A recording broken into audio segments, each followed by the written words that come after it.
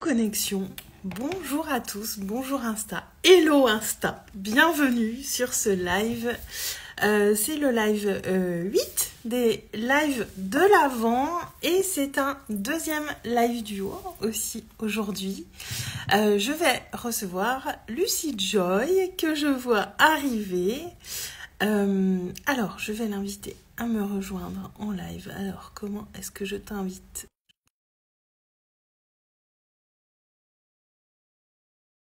Eh bien, en ce vendredi, que vous passez une belle journée, que votre semaine s'est bien déroulée. Et accepter. Yes, ça y est. On est assortis, t'as vu ça? On ne pouvait pas faire mieux. Bonjour Lucy Joy, je suis ravie de te recevoir pour ce live duo ensemble. On s'est rencontrés en novembre, ça fait assez peu de temps qu'on se connaît sur le séminaire de Marie. Et comme je disais, j'ai eu un coup de cœur pour toi, pour ton énergie. On a beaucoup ri pendant la soirée aussi. Voilà, j'ai eu envie de t'inviter sur ces live duos de l'Avent. Et je suis vraiment heureuse que tu sois là avec moi. Donc pour commencer, peut-être que les gens de ma communauté ne te connaissent pas. Donc est-ce que tu veux bien nous dire qui tu es avec tes mots pour te présenter? Oui, avec plaisir et merci pour l'invitation. Donc moi c'est Lucy Joyce, c'est pas du tout un pseudo, c'est mon véritable prénom. Euh,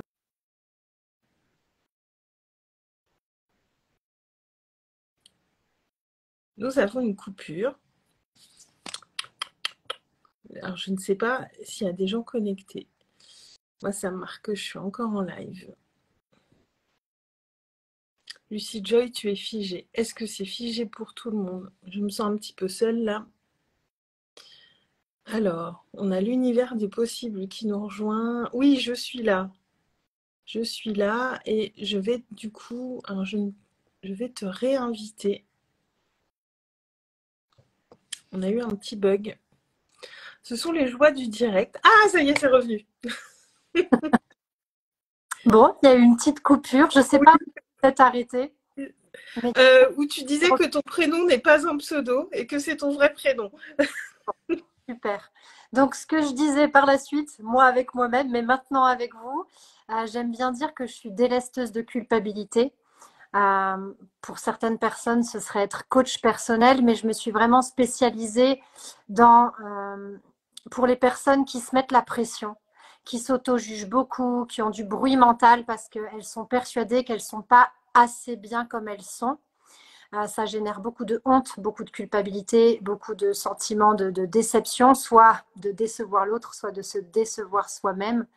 Et du coup, j'en ai fait une spécialité pour être passée par cette case-là pendant pas mal de temps. Ouais, comme beaucoup d'entre nous, je crois, quand on arrive dans le bien-être, je crois que c'est une étape indispensable à aller voir voilà, tous ces jugements qu'on porte sur soi. Donc voilà, merci pour ça, merci pour cette présentation. Bon, tout fonctionne bien. Pour les personnes qui sont là en live, n'hésitez pas à nous poser des questions, à rebondir. C'est aussi l'objectif de ces lives, que ça crée des échanges et qu'on soit en interaction avec vous. Donc quand on a échangé ensemble pour préparer ce live, on a voilà, des similitudes dans ce qu'on apporte, parce que moi c'est aussi vraiment voilà, l'idée de se libérer du regard de l'autre pour oser vraiment briller sa lumière et être vraiment qui on a envie d'être. Et donc il y a cette thématique de devenir la meilleure version de soi qui est revenue, et cette injonction qui est assez présente quand même dans le monde du développement personnel. Et le but de ce live, c'est d'amener nos points de vue là-dessus, et puis aussi d'amener des subtilités là-dessus, parce que rien n'est tout noir ou tout blanc, et c'est important de, voilà, de toujours venir doser un petit peu les choses, et même voilà, quand j'ai posé le titre de ce live, tu m'as dit oui, mais il faut mettre de la subtilité. Mais oui, justement, on va profiter de ce moment ensemble pour mettre de la subtilité sur tout ça. Donc pour commencer, j'aimerais bien avoir ton point de vue sur cette expression. Est-ce que tu l'utilises, et comment tu l'utilises? Enfin voilà, si tu veux nous en dire plus là-dessus. Yes, ça fait plaisir. J'ai adoré quand tu m'as proposé ce thème de live parce que quand je suis tombée dans le monde du développement personnel, c'est quelque chose qui m'a beaucoup trigger, qui m'a pas mal déclenché. Dans un premier temps parce que j'ai cru que c'était la bonne direction. Donc, j'ai cherché à être cette meilleure version de soi-même et j'étais drivée par des peurs, j'étais drivée par des injonctions et la meilleure version de soi, ça impliquait que j'étais pas la bonne version en fait, que telle que j'étais, il y avait un problème. Et ça a été contre-productif pour moi d'être dans cette course à la performance, d'être dans cette course à la meilleure version de moi parce que ça a créé beaucoup de désamour, ça a créé beaucoup de pression et ça m'a fait perdre un peu le chemin de ma plus haute vérité. Donc aujourd'hui, pour répondre à ta question, je ne parle pas vraiment de meilleure version de soi, même si je suis pour l'évolution. Évidemment, je suis pour l'idée de grandir, d'apprendre à se connaître, etc. Mais je préfère vraiment parler d'une version qui est adaptée à la réalisation de nos rêves, une version qui est adaptée au cheminement et qui va nous permettre d'explorer et d'exprimer notre plus haute vérité. Ouais. J'aime bien cette expression de notre plus haute vérité. C'est très très beau. Et il y a ce côté qui est effectivement hyper culpabilisant dans cette expression, enfin du moins qui peut le devenir, parce qu'il y a des moments où parfois on n'est pas forcément bien dans nos vies, où on n'est pas peut-être aussi dans ce qu'on peut faire de mieux. Et ça ne veut pas dire que dans ces moments-là, on n'est pas cette meilleure version de nous. Et moi, c'est ça aussi qui m'a intéressée. Et c'est notre vérité de l'instant, finalement, la plus importante. Euh, et de toujours tendre. Alors, cette expression, elle est juste et elle l'est pas dans le sens où à chaque instant, on est toujours notre meilleure version de nous.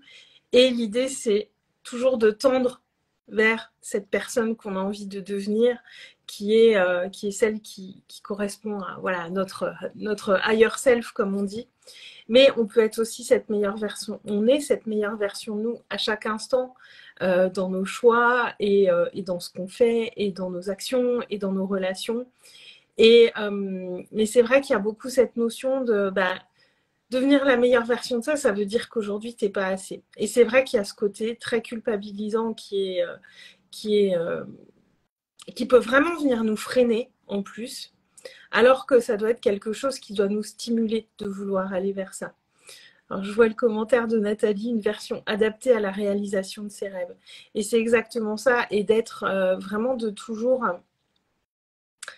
voilà, avoir à l'esprit que là, aujourd'hui, on fait de notre mieux, en fait. Moi, j'aime aussi ça de me dire, mais voilà, je fais de mon mieux avec qui je suis aujourd'hui, avec ce que j'ai aujourd'hui comme carte en main, avec les circonstances que j'ai aujourd'hui, et pas venir se dire, mais oui, mais je pourrais faire mieux, je pourrais faire plus. Non, avec ce que j'ai aujourd'hui, je fais de mon mieux. J'aime bien le higher self, Nathalie. J'avais jamais vu ça comme ça avec cette orthographe. J'adore. Exactement. Je te rejoins sur cette idée de différencier, de vraiment dissocier le meilleur de soi et le mieux qu'on a de disponible à l'instant T. Parce que c'est un des accords Toltec. D'ailleurs, je fais de mon mieux. Et faire de mon mieux, ça ne veut pas dire faire le meilleur. C'est avec ce que j'ai aujourd'hui, bah, je fais ce qui est dans mes ressources actuelles et avec l'énergie que j'ai. Et ça vient baisser la pression qui, comme tu l'as dit, c'est hyper contre-productif de se mettre trop de pression parce qu'au lieu de nous pousser à, à faire ce qu'on a vraiment envie de faire, ça vient nous paralyser, ça vient nous mettre dans des systèmes de survie et de protection du système nerveux et on a moins accès à notre intuition, on a moins accès à des décisions du cœur. Et il y a un truc, tu sais, un truc qui me rend folle parfois, c'est que le problème de ce concept de meilleure version de soi, pour moi, c'est que souvent, on a construit cette image de la meilleure version de nous-mêmes à partir d'un espace de peur. C'est-à-dire qu'on a écouté les injonctions sociales, les injonctions familiales, on a comme fait un boulga de tout ça et on s'est dit, bon, la meilleure version de soi-même, c'est quand je vais faire plus de sport, quand je vais générer tel chiffre d'affaires, quand je vais avoir ce corps-là, quand je vais être comme ça dans mes relations. Et quand j'aurai tout ça, j'aurai une chance d'être aimée. Et pour moi, il est là le truc, c'est que si je veux devenir une meilleure version de moi-même pour avoir plus de chances d'être aimée, c'est différent de si je veux être une meilleure version de moi-même parce que je kiffe. Ouais. Je kiffe être cette version. Et dans l'énergie, ça n'a rien à voir. Et comme tu dis, c'est de le faire pour soi et en étant détaché de ce qu'on voit à l'extérieur. Parce que, alors détaché, pour autant que faire se peut, parce que on ne peut pas se protéger de ce qu'on voit, de ce qu'on entend. On peut doser, nous, et choisir ce qu'on voit et ce qu'on entend, mais on ne peut pas s'en protéger. Et il y a toujours ces choses qui reviennent à nous, et on est forcément influencé par tout ce qu'on voit, tout ce qu'on entend. Je veux dire, qu'on le veuille ou non, on ne peut pas dire, mais non, je ne subis pas les influences extérieures. Enfin, si, on ne peut pas y échapper. Voilà, ça fait partie de notre condition d'humain. Mais, et c'est ce que je partageais hier, je crois que c'est la chose à laquelle on doit accorder le plus d'importance jour après jour, c'est toujours revenir en son centre, en fait. Et c'est un des trucs les plus challengeants, surtout quand on entreprend, de toujours revenir en son centre.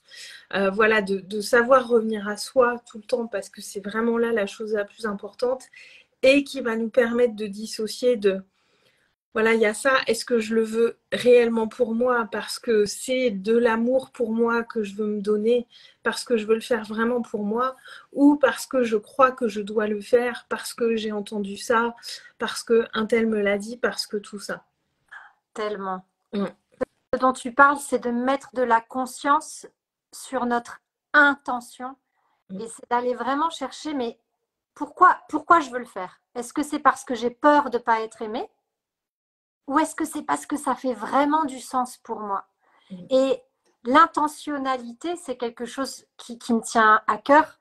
Parce que finalement, c'est quoi poser une intention? C'est passer nos comportements et nos jugements à travers le filtre de la conscience.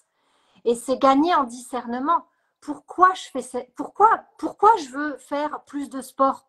Est-ce que c'est parce que j'aime ça? Est-ce que c'est parce que ça me permet de vraiment être aligné avec ce qui fait du sens pour moi? Ou est-ce que c'est parce qu'on m'a dit que c'était mieux? Ouais, c'est ça. Et vraiment aller chercher ça au fond de soi, parce que il peut y avoir aussi des choses vraiment contre-intuitives dans ces choses dont on va avoir besoin et qui vont nous permettre d'être bien. Parce que parfois, nos choix dans l'instant, ça va être juste de ne rien faire, juste de prendre soin de soi, juste de se couper un petit peu des autres. Ça peut être aussi d'aller faire la fête, mais vraiment d'aller choisir ce qui est le mieux pour nous à l'instant T. Et notre meilleure version de soi, de ce point de vue-là, en fait, on l'a choisie à l'instant T. On est en permanence finalement en train de la choisir, cette meilleure version de moi. Aujourd'hui, qu'est-ce que je choisis qu'elle est? Quel choix elle fait pour elle, de elle à elle aujourd'hui. Et pour moi, c'est pas une version future de nous parfaite et idéale, mais pour moi, c'est vraiment quelque chose qu'on choisit jour après jour, qu'on choisit dans nos actions, qu'on choisit dans ce qu'on fait. Et, et de se dire, bah voilà, là, à ce moment-là, la meilleure chose pour moi, c'est ça, et je suis cette personne qui respecte ce qu'elle a à l'intérieur d'elle et ce qu'il appelle. Et je fais, comme tu dis, c'est tellement, j'en parle très souvent aussi, d'être dans cette intentionnalité, de dire je sais pourquoi je fais les choses, je sais pourquoi là je suis dans l'action à fond, ou pourquoi là j'ai plutôt besoin de prendre du repos, pourquoi je fais du sport, pourquoi je choisis de m'alimenter comme ceci ou comme cela. Et pour moi, c'est vraiment plus quelque chose qu'on choisit dans le présent. Et la nuance que j'ai envie d'apporter, et c'est là où c'est finalement pas, il n'y a pas de recette magique, c'est vraiment particulier à chacun, c'est que pour moi, je co-crée en permanence avec ma version du futur. C'est-à-dire qu'il y a le grand pourquoi, le pourquoi de ma version future, de finalement qu'est-ce qui me meut, c'est quoi que je veux apporter au monde, ou c'est quoi le truc que je fais pour moi qui a vraiment du sens et qui est, entre guillemets, ma cible, qui est mouvante d'ailleurs parce qu'elle peut bouger Oui, l'instant de ma fameuse meilleure version de moi. Et il y a cette version de moi actuelle qui fait des choix alignés avec l'instant présent, qui est en co-création. Comment aujourd'hui je peux faire des choix qui résonnent juste pour moi à l'instant T, tout en restant le plus possible fidèle à cette version de moi du futur. Et donc, on va co-créer sans arrêt avec ces différentes versions, tout en rassurant parfois la version du passé qui a qui a quelques besoin. mémoires qui viennent nous foutre des bâtons dans les roues, mais c'est comme être un chef d'orchestre conscient de toutes les parts de nous qu'on a, tu vois. Ouais, ouais. Et c'est vraiment écrire le futur avec qui on est aujourd'hui et changer le passé aussi depuis qui on est aujourd'hui parce que c'est important ce que tu dis de venir rassurer la version de nous du passé qui a pu se faire mal, qui a pu subir plein d'injonctions, qui a ses traumas, qui a ses boulets, qui a tout ça et c'est voilà dans l'instant présent bah, qu'est-ce que je fais de mon passé, qu'est-ce que je vais créer dans mon futur et on vient réunir finalement ces choses-là pour les remettre au bon endroit parce que pour écrire notre futur, comme tu dis, on a besoin d'y être connecté quand même et de savoir vers quoi on veut se diriger. Et d'être vraiment ça. Enfin, moi, je t'écoutais, je voyais vraiment ces lignes de temps un petit peu qui se réunissent et qui reviennent là dans le présent. Et qu'est-ce qu'on fait de tout ça là, et ici et maintenant, dans l'instant présent. Il y a cette notion d'instant présent qui est hyper importante. Et, et je te laisse. Ouais, j'ai deux choses qui me viennent. Déjà, c'est par rapport à ce que tu disais, changer le passé. Je sais que tu sais déjà ça et je veux juste que ceux qui nous écoutent fassent vraiment une dissociation. C'est pas qu'on change le passé, c'est qu'on change notre perception du passé. Et par rapport à ces lignes du temps, en fait, quand on parle de meilleure version de soi, il y a une illusion qu'il y a une ligne d'arrivée, qu'un jour on devient tadam, la meilleure version de soi du futur et qu'à ce moment-là, on va être exempt de souffrance, tout va être beaucoup plus facile. Stop, il n'y a pas de ligne d'arrivée. Une fois qu'on a atteint une meilleure version de soi, il y en a une autre. Et si on attend de devenir cette fameuse putain de version, de meilleure version de soi-même pour être heureux, on s'empêche d'incarner qui on est dans le moment présent, d'aimer qui on est dans toute notre imperfection et d'agir d'un espace d'amour plutôt que d'un espace de peur. Et ça, moi j'ai tellement été drivée par ça et encore aujourd'hui ça m'arrive, hein, je fais Bien pas sûr, ouais, ouais. à la règle, je reste un être humain. Donc mon grand jeu c'est de me prendre en flagrant délit d'illusion que je ne suis pas comme il faut être. Quand je commence à me dire il faudrait, Je dois. je dois, là je me dis ah, attends, je suis en train de me faire croire qu'il faudrait que je sois différente de qui je suis. Mm. Tu veux que je sois schizophrène en fait? C'est quoi le jeu? Ouais, ouais, ouais.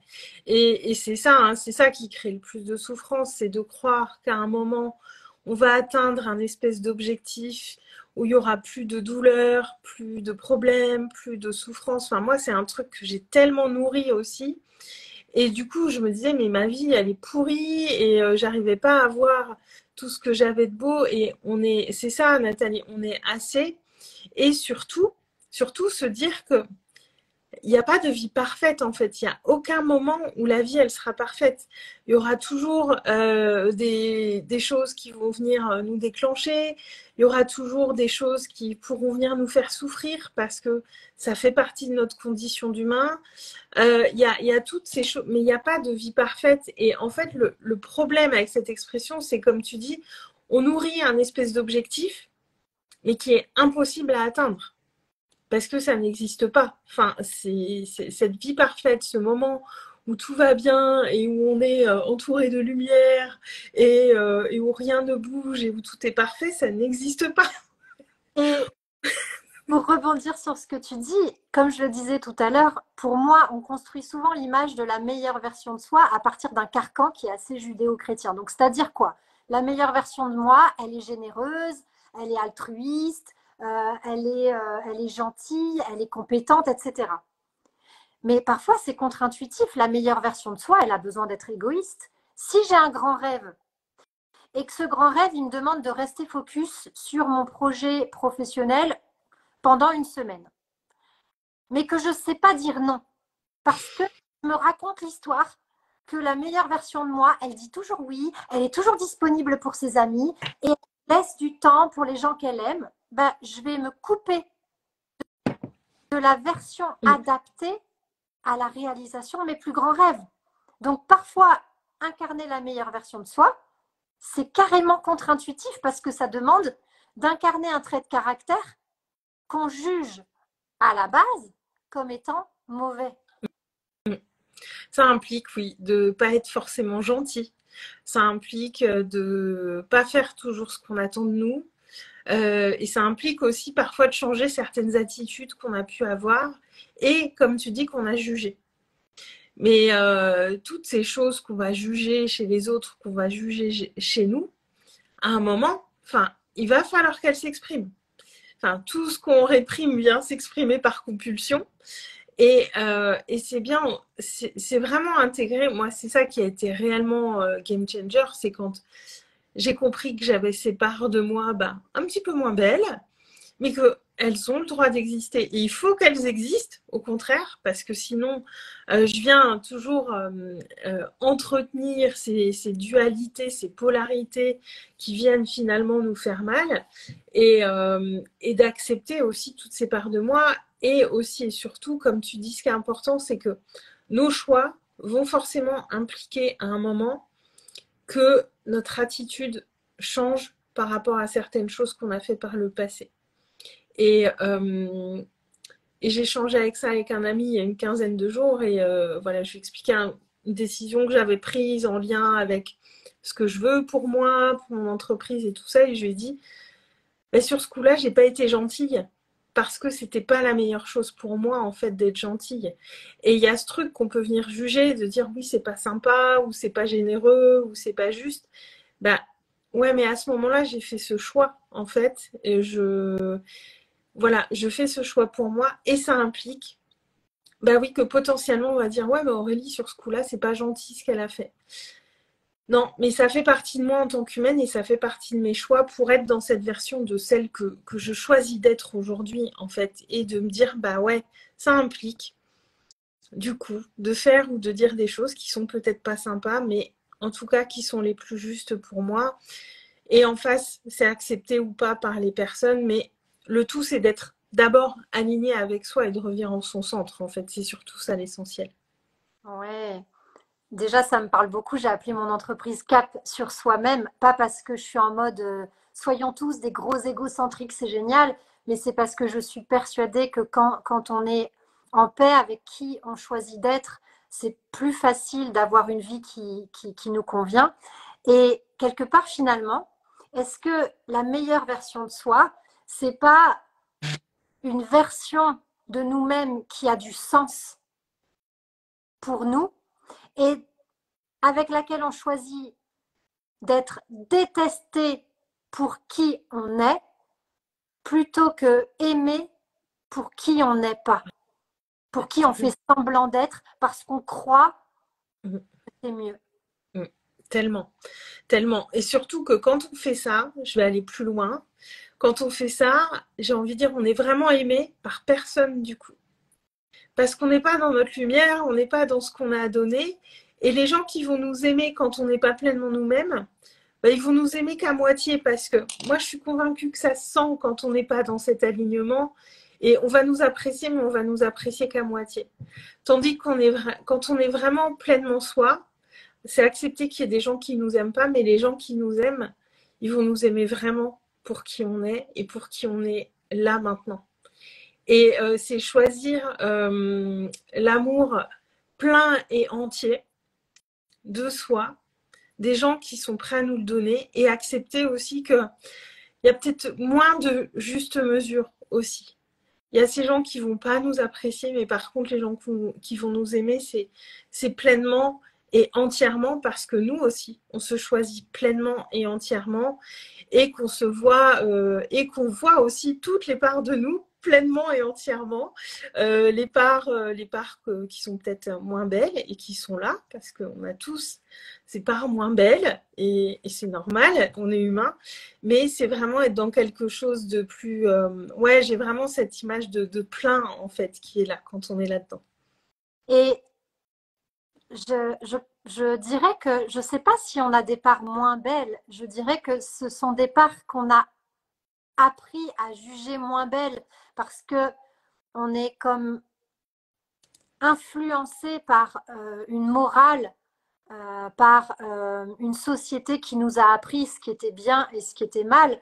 Mais en soi, par exemple, la violence, on pourrait dire que c'est une part moins belle. Mais moi, si je me fais agresser demain ou qu'il y a quelqu'un qui essaye de voler mon sac à main, j'espère bien que je vais pouvoir exprimer ma part violente avec liberté et engagement. Et que je suis sûre qu'à ce moment-là, je vais la trouver carrément belle, ma part violente, tu vois. Et du coup, ce sont des parts qui sont moins faciles à aimer, notamment parce qu'on a été éduqué d'une certaine manière. Et j'ai envie de dire tant mieux, hein, il faut qu'il y ait des codes sur lesquels on est d'accord, parce que sinon on ne s'y retrouvera plus. Mais plus j'apprends à dépolariser mes jugements et à venir voir qu'une part n'est ni belle ni pas belle, c'est une part, plus je m'autorise à être fidèle à ce qui fait le plus sens pour moi, ce que j'appelle ma plus haute vérité, et je deviens à l'instant T cette fameuse meilleure version de moi qui n'est pas meilleure qu'une autre, qui est juste celle qui est alignée avec ce que je veux vraiment. Yes, c'est ça. Je vois le commentaire de Nathalie. Merci les coachs. C'est rare les coachs qui écoutent et acceptent la version présente. Beaucoup de pression dans le monde du coaching. Alors, c'est marrant Nathalie parce que j'ai régulièrement cette conversation avec des gens qui voient le monde du coaching et quand je leur dis que je suis coach et qu'ils discutent avec moi, ils me disent mais ça va, t'es douce quoi et tout. Je dis bah oui, non mais on n'est pas obligé de rentrer dans l'art des gens en permanence pour les coacher. Euh, les changements peuvent se faire avec beaucoup de douceur, beaucoup d'écoute. Ça se fait au rythme qui est le plus juste pour les personnes. En tout cas, enfin moi, c'est comme ça que je le vois. Je pense pas que c'est en forçant les choses et en mettant la pression qu'on avance. Et je pense même que ça va venir nous ralentir parce que quand on est trop dans la force pour faire les choses, à un moment, on va avoir la réaction inverse et presque un petit peu se remettre dans sa coquille, revenir à soi, et ça va nous ensuite prendre plus de temps pour aller vraiment vers ce qu'on veut. Non, Lucie Joy et moi, clairement, on n'est pas dans cette pression, mais par contre, d'être dans cette intentionnalité, dans cette conscience, dans ce retour à soi, dans ces réflexions, tout ce qui va nous permettre d'avancer en étant dans cette écoute de qui on est, dans notre écologie intérieure aussi, parce que voilà, on voit aussi plein de choses sur les routines, sur toutes ces choses qu'on devrait faire pour être performant, pour tout ça, et c'est choisir aussi dans tout ça ce qui est vraiment juste pour nous, mais le coaching, Nathalie, peut être vraiment fait avec beaucoup de douceur et d'humanité. Ce n'est pas une suite permanente de phrases motivationnelles qui sont parfois pas très justes. Donc, merci pour ce commentaire. Et c'est aussi pour ça que je fais ces lives, que je fais ces lives duo, pour amener un petit peu plus de douceur. J'ai l'image d'un petit coussin, là, tu vois, on est un petit peu plus tranquille et ça n'a pas à se faire dans la douleur, tout ça. Pas du tout. Ça me parle beaucoup ce que tu dis, Aurélie, et le commentaire de Nathalie, que je remercie au passage. C'est l'une des raisons pour lesquelles j'ai j'ai du mal à utiliser ce terme quand je me présente, à dire je suis coach personnel, parce que pour ma part, le terme coach est très connoté et je ne l'apprécie pas particulièrement. C'est pour ça que j'ai trouvé que délesteuse de culpabilité, ça me correspondait mieux. Et pourquoi? Parce que souvent, le monde du coaching, il est associé à une énergie très yang. Il est associé à une énergie du faire, du dépassement de soi, de tout ce qui est challenge. Et c'est cool. Oui, on a besoin parfois d'apprendre à sortir de notre zone de confort, de poser des actions, etc. Et on a besoin aussi d'intégrer cette part plus yin que tu évoques à partir de la douceur, de la réception, de la bienveillance avec soi, de l'autocompassion, pour pouvoir trouver cette justesse entre je respecte qui je suis au moment présent, j'aime la version actuelle, tout en tendant vers quelque chose de plus grand et peut-être même qui dépasse mon imagination. Ouais. Parce que ça nous porte quand même d'avoir cette vision, d'avoir ces choses, comme tu dis, qui dépassent peut-être notre imagination, ça vient quand même nous porter. Et c'est quand même important d'être connecté à ce qu'on désire pour le futur et d'y être relié le plus possible. Ça, faut pas l'occulter non plus, c'est quand même... Enfin, en tout cas, si ça fait sens pour les valeurs de la personne. Et tu vois, je vois Nathalie qui met, je rencontre beaucoup de coachs, même douces, qui partent du principe qu'il faut changer, que la situation n'est pas OK et on peut ressentir de la pression. Et je crois qu'il y a une nouvelle vague de coaching qui part justement de ce principe que, paradoxalement, plus je vais croire que c'est en changeant que je vais aller bien, plus je crée de la pression, de l'interdiction et donc de la compulsion, et moins je vais me sentir bien.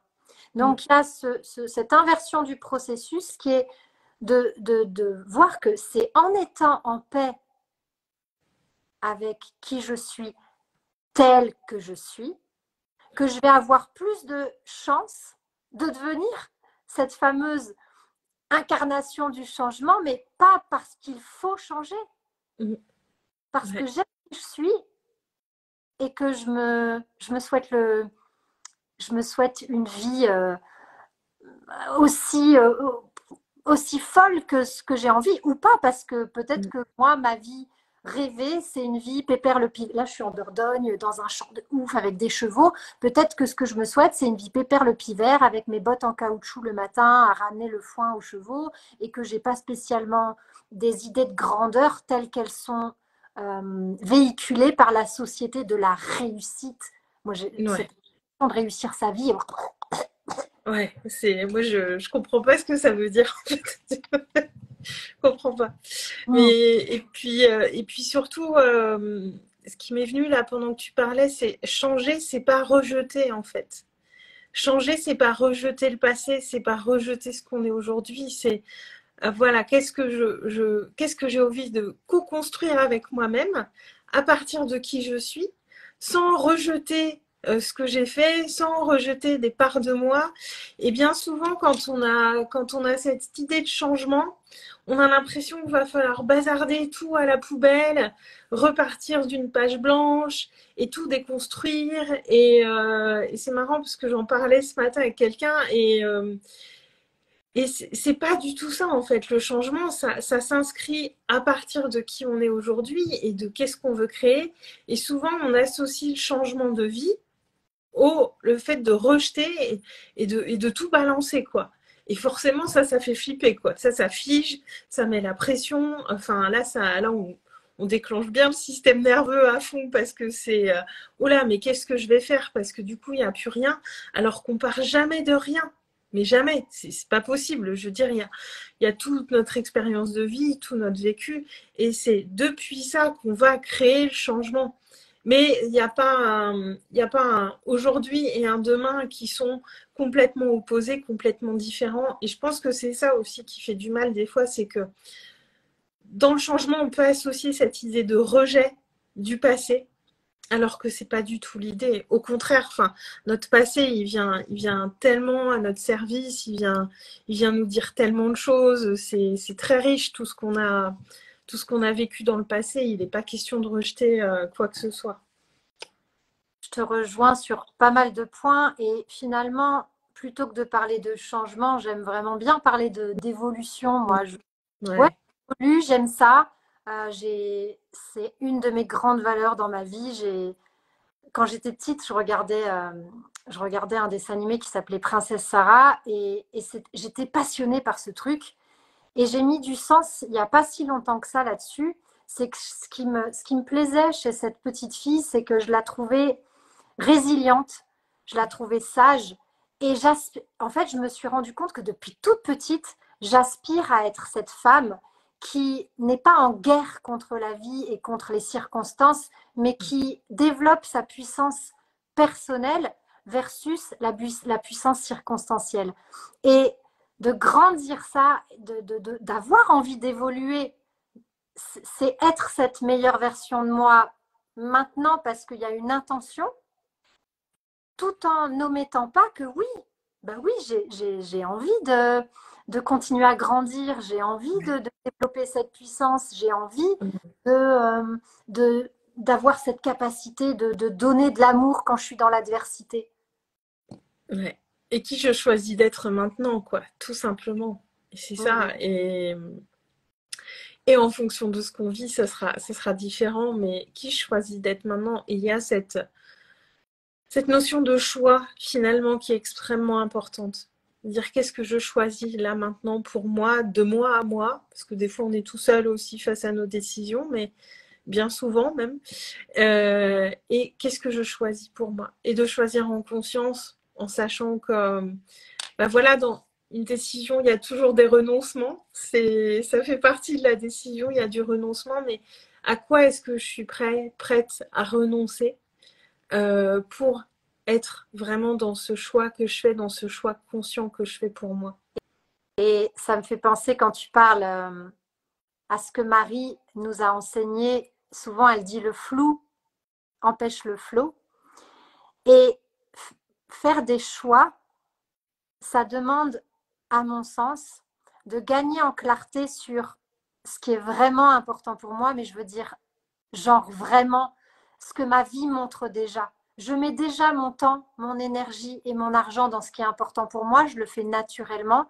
Donc, c'est de mettre de la conscience sur ce qu'on appelle en programmation neurolinguistique ou autre, les valeurs hautes.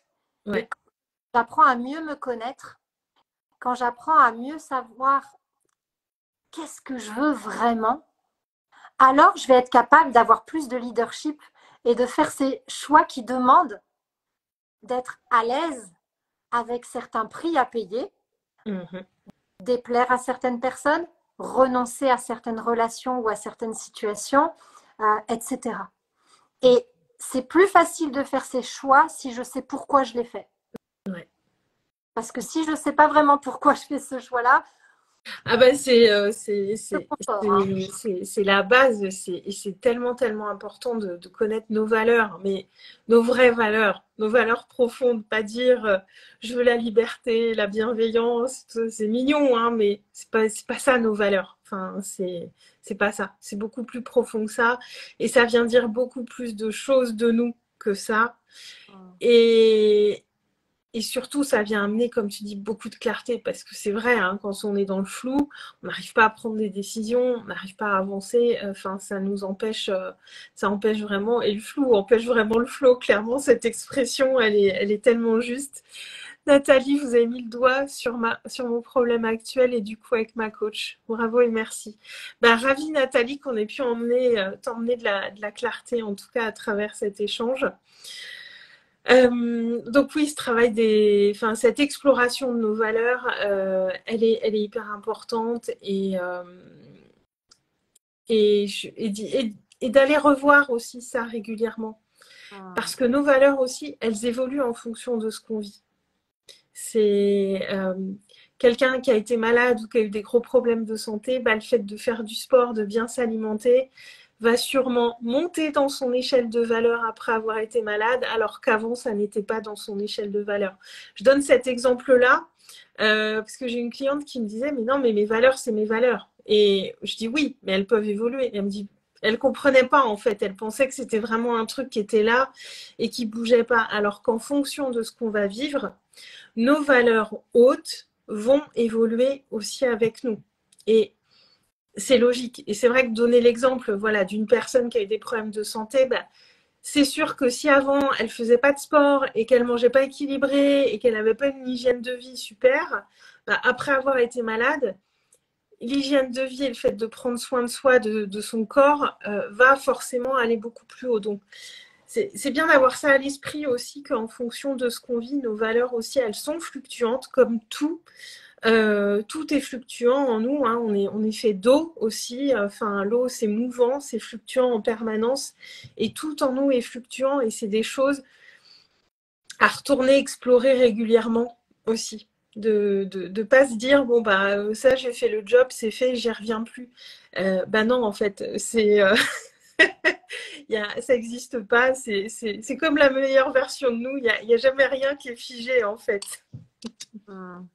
Oui, on est à l'image de la nature, on est l'impermanence incarnée et c'est pour ça que tous ces concepts de développement personnel, ils ont de la justesse quelque part. Il y a d'en vouloir évoluer, s'améliorer, etc. Why not? Et en même temps, c'est apprendre avec beaucoup de subtilité et de nuances parce que se mettre la pression pour quoi que ce soit, d'ailleurs, c'est contre-productif. La culpabilité, dans l'échelle des émotions d'Abraham Hicks, par exemple, c'est l'une des émotions qui a la fréquence vibratoire la plus basse et c'est de la physique quantique. Moi, j'adore tout ce qui est loi de la manifestation. Je m'amuse de plus en plus avec ces principes-là. Mais c'est vrai que j'ai la croyance que plus je vais être ma meilleure amie, voilà, plus je vais être cette acolyte de vie qui me permet de faire des choix alignés avec fermeté et bienveillance, plus je vais pouvoir avancer dans le sens de ce qui fait sens pour moi. Mais si je me mets la pression, que je prends le bâton pour me foutre des coups de bâton et que plutôt que de me servir du développement personnel pour moi, je m'en sers contre moi, eh ben autant arrêter le développement personnel, hein, je vous le dis tout de suite. Ouais, c'est clair. Parce que remettez toujours en question aussi ce que vous lisez, parce qu'il y a des grands concepts de développement personnel qu'on voit partout, et vous avez le droit de ne pas raisonner avec certains, en fait. Et vous avez le droit de les remettre en question, et autorisez-vous à le faire, parce que quand c'est des personnes connues ou des trucs qu'on a entendus partout tout le temps, on ne se donne pas forcément l'autorisation de remettre en question certaines choses, alors qu'on peut. Et peut-être qu'une phrase avec laquelle vous raisonnez aujourd'hui, bah, vous ne raisonnerez pas avec demain. Et remettez en question vraiment tous ces trucs qu'on entend, parce que même si y en a beaucoup qui sont très utiles et très puissants et très intéressants à connaître, bah, il y a aussi ceux avec qui on ne raisonne pas. Et remettez-les en question, et vous avez le droit de ne pas être d'accord même avec ces personnages très connus dans le développement personnel, parce que bah, c'est pas votre vérité de l'instant, tout simplement. Et c'est parfait comme ça. Restez sceptique, même avec ce qu'on dit. Je vous invite à revoir ce replay et à décortiquer tout ce qu'on a dit qui ne résonne pas juste pour vous. Voilà. Évidemment, c'est tellement important de revoir. En fait, c'est comme un va-et-vient entre être curieux, rester ouvert et garder ce discernement de passer par le filtre de la conscience, par le filtre de nos valeurs et régulièrement se reposer la question, est-ce que ça, c'est juste pour moi maintenant? Est-ce que ça me permet d'avancer vers ce qui me fait vibrer, ce qui m'allume? Et finalement, est-ce que ça m'allume maintenant? Et là, bim, bim, bam, boum, Tu n'as plus besoin d'être la meilleure version de toi-même de demain pour vibrer maintenant. Et tu vis ta putain de vie, tu vis le chemin. Parce que oui, c'est cool d'avoir un sommet à atteindre. C'est chouette. Mais si tu kiffes pas le chemin, parce que ton sac à dos est trop lourd, parce que tu as mal aux pieds, parce qu'il y a des arbres partout et que tu n'aimes pas les arbres, abandonne la randonnée. Peut-être qu'il faut que tu fasses autre chose. Hein. Ouais, ouais. C'est peut-être plutôt une randonnée dans le désert ou voilà, remettre en cause les choses. Et Mais oui, ouais, la première, tu vois, j'adore les 4 accords Toltec parce que dans ce livre, il y a tellement d'enseignements, mais quand il dit que ta parole soit impeccable, bah moi je suis désolée, mais des fois un bon ta gueule, ça fait du bien quand même, quoi. Tu vois, des fois il y a besoin aussi. Et de venir déconstruire ça et de mettre de la légèreté aussi là-dessus, parce que c'était une fois pendant un live, quelqu'un qui avait rebondi, qui m'avait dit ouais, mais des fois un bon ta gueule, ça fait du bien. Et j'ai dit ouais, c'est vrai, quoi. Parce que des fois il y a... Et ça, rien que de le dire, ouais, on met de la légèreté parce que notre parole peut pas toujours être impeccable. Et même si j'adore les 4 accords Toltec et que je l'ai lu plusieurs fois, ben non, ma parole peut pas être impeccable tout le temps à 100% parce que je suis pas Bouddha, que je suis un être humain et que parfois, parfois aussi, ça sert à rien d'avoir cette parole impeccable parce qu'on est des humains et que voilà, c'est donc il y a ça aussi à déconstruire. On peut être d'accord avec des choses et pour autant pas être en résonance dans l'instant T. et tu sais quoi? Je pense que je ne sais pas combien tes lives, combien de temps durent tes lives, mais si on arrive tout doucement vers une clôture, ce que Oui, tu viens d'évoquer, le fait de remettre de la légèreté, pour moi, c'est une des clés du quotidien. C'est qu'avec le développement personnel, tout ce travail sur soi, etc., il y a eu un moment donné où, je sais pas toi, mais moi, je me suis prise vachement au sérieux. ah ouais, Je suis même devenue arrogante parce que j'ai cru que je comprenais mieux la vie que les autres, que je savais mieux que ceux qui m'entouraient, ce qui rendait heureux, ce qui rendait pas heureux, ce qu'il fallait faire, ce qu'il fallait pas faire. Je me mettais à être l'incarnation d'une donneuse de leçons. Je tellement. pense que j'étais tête à claque, hein. Sérieux, je sais même pas Ouais, comment et puis surtout qu'on moi se met un peu à parler comme des livres quand c'est comme ça. tu sais, tu essayes de faire style et tout. Et il y a un moment donné où c'est pas parce qu'on fait du développement personnel que on est meilleur que quelqu'un d'autre. C'est pas parce qu'on choisit de faire des choses en conscience qu'on va être plus heureux. Arrêtons de péter plus haut que notre cul.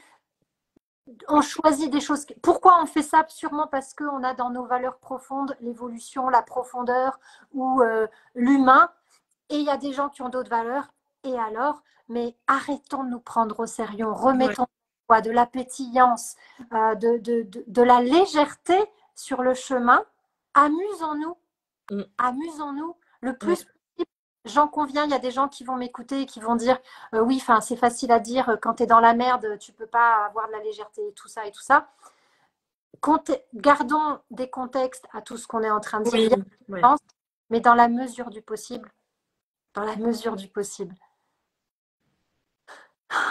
ouais, Respire. ouais. Ouais, ouais, on met un peu d'humour dans tout ça, un peu beaucoup de la légèreté parce que ça vient aussi clairement nous faire remonter en vibration et ça fait du bien à tout le monde. Enfin, moi en coaching avec mes clientes, je suis celle qui va sortir une grosse connerie au moment où c'est bien lourd parce qu'on remet du rire et que du coup on arrive quand même à aller dans cette profondeur mais tout en mettant de la légèreté parce que ça n'empêche pas. Bien au contraire, la joie permet aussi la profondeur. Donc, donc voilà, c'est important de finir là-dessus. Et Nathalie, j'aime bien, pour moi, ta gueule peut être une parole impeccable du moment le plus juste et exprimé quand tu le fais. Voilà. Donc voilà. Est-ce que tu as envie de partager quelque chose avant qu'on termine ce live Lucie Joy, voilà, une petite pépite de fin de live que tu as envie de nous délivrer. Ou pas. Pas d'injonction, tu fais comme tu le sens, mais j'aime bien demander ça à la fin à mes invités. Je crois que au-delà de donc arrêtons de nous prendre au sérieux, le message que j'aurais envie que les gens retiennent, c'est on fait de notre mieux. On fait de notre mieux. Il y a des jours, c'est dur. Il y a des injonctions dont c'est difficile de se détacher. Et, et c'est OK. On reste des êtres humains. Il y a des jours de cacaproute, il y a des jours plus faciles. Et, et moi, je voudrais vraiment vous inviter à célébrer le chemin parcouru, à honorer les efforts que vous faites sur le chemin, à honorer les petites victoires et à vous prendre par la main, à vous offrir de l'amour parce que il y a suffisamment de raisons d'être en colère contre plein de trucs. Donc, on n'est pas obligé d'être en colère contre soi, on n'est pas obligé d'être en guerre contre nous-mêmes. Donc, souvent, je dis prenez soin de vous, prenez soin de vos pensées, mais ça ressemble fortement à une grosse injonction. Donc, j'ai envie de vous dire, prenez conscience que vous faites de votre mieux. Ouais. Très, très haut. Tiens, ça me fait frissonner. C'est très, très juste. Et ouais, Nathalie, je suis venue sur le live parce que clairement, Lucy Joy rayonne la légèreté. C'est vrai. Et c'est pour ça, je pense qu'on a eu ce coup de cœur. C'est parce que ouais, on a toutes les deux cette volonté de remettre la légèreté et que vraiment, ça n'empêche pas la profondeur. Donc, merci beaucoup pour ces mots, Lucy Joy. Merci pour ce moment de partage. J'ai adoré te recevoir. J'ai beaucoup de gratitude. C'était un grand plaisir. Le replay sera disponible. Abonnez-vous à nos comptes si ce n'est pas déjà fait. N'hésitez pas à venir nous poser vos questions en commentaire ou en message privé. Ça sera avec très très grand plaisir qu'on vous répondra. Et puis, je vais vous souhaiter à tous une très très belle journée, un très très bon week-end. Encore merci, Lucy Joy, d'avoir été là pour ces beaux échanges. Et puis voilà, je vous envoie à tous plein d'amour. Et puis moi, je vous retrouve à demain en live solo. Très belle journée. Merci Aurélie, merci à tous. Salut!